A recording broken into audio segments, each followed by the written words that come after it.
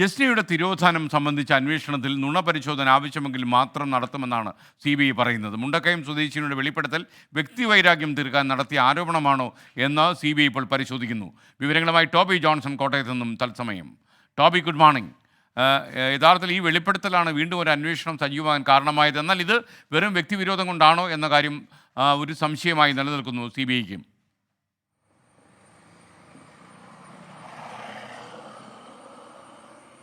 തീർച്ചയായിട്ടും SKN, അത്തരത്തിലുള്ള ഒരു സംശയം തന്നെയാണ് CBIക്കും ഉള്ളത് എന്നുള്ളൊരു വിവരമാണ് നമുക്കിപ്പോൾ ലഭിക്കുന്നത്.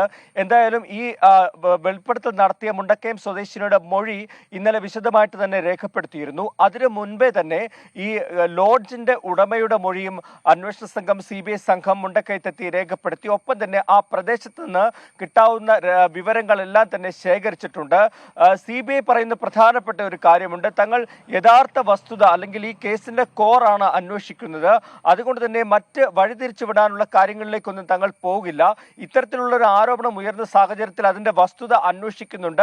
ഒപ്പം തന്നെ ഒരു വ്യക്തിവൈരാഗ്യമാണോ ഈ ഒരു വെളിപ്പെടുത്തലിന് എന്നുള്ളൊരു സംശയം CBIക്കുണ്ട്. അതിനെക്കുറിച്ചും CBI വിശദമായിട്ട് അന്വേഷിക്കുന്നു എന്നാണ് നമുക്കിപ്പോൾ മനസ്സിലാക്കാൻ സാധിക്കുന്നത്. അതുകൊണ്ട് തന്നെ പ്രാഥമികമായിട്ടുള്ള ഒരു അന്വേഷണം വിശദമായിട്ട് ഈ മൊഴികൾ വെച്ചുകൊണ്ട് നടത്തുന്നുണ്ട്. അതിൽ വസ്തുതകൾ ഉണ്ടോ എന്ന് കണ്ടെത്തിയാൽ മാത്രമേ ഒരു നുണപരിശോധന അടക്കമുള്ള കാര്യങ്ങളിലേക്ക് പോവുകയുള്ളൂ.